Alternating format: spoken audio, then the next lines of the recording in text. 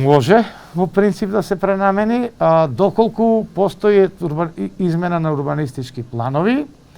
или урбанистичка документација. Тогаш се поднесува барање до надлежниот орган за урбанизам и просторно планирање, односно до Министерство за транспорт, кој потоа започнува процедура и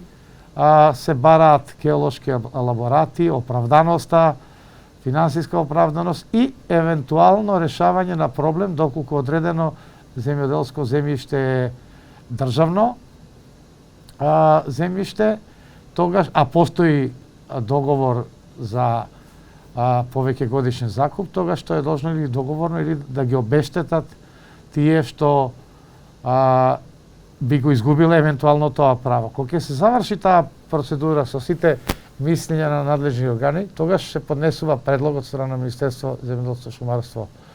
и водостопанство до владата и владата донесува одлука дали може да има трајна пренамена за одредени неземјоделски цели. Значи има